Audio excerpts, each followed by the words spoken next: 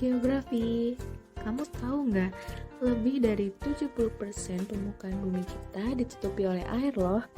Nah, semua air di bumi ini disebut sebagai hidrosfer.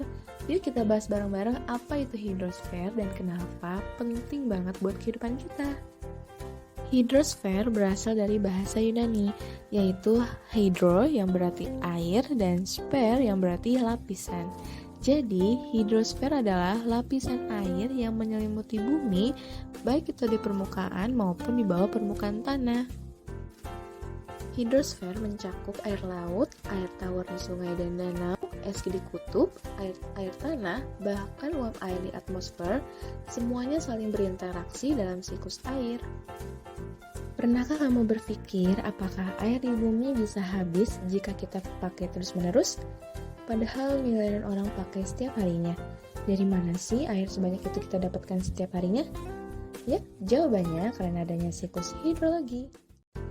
Jadi, air di bumi itu tidak diam dan terus bergerak melalui yang namanya siklus hidrologi. Siklus hidrologi dikenal juga sebagai siklus air atau rangkaian atau tahapan yang dilalui oleh air. Dimulai dari penguapan, lalu membentuk awan, turun sebagai hujan dan kembali ke laut atau tanah, sehingga membentuk rangkaian melingkar perjalanan membuat air ini tidak pernah berhenti. Air dari hidrosfer punya peran penting banget loh dalam kehidupan. Biasanya kita pakai air itu buat mandi, minum, bercocok tanam, bahkan menghasilkan listrik. Tanpa hidrosfer, kehidupan di bumi itu nggak akan berlangsung. Kalau kamu perhatikan, dari mana saja sih kita bisa menemukan air? Pasti sebagian besar kalian menjawab air didapatkan dari sungai atau danau. Padahal air juga bisa berasal dari salju, tanah, bahkan magma cair. Ketika gunung api meletus, air dari dalam bumi mengalir ke permukaan bersama dengan magma, maka dari itu ada yang disebut air permukaan dan air tanah. Air tanah berada di permukaan tanah dan air permukaan yang sering kita lihat dari sekitar kita. Kalian tahu ada 4 tahapan siklus hidrologi yang terjadi di bumi.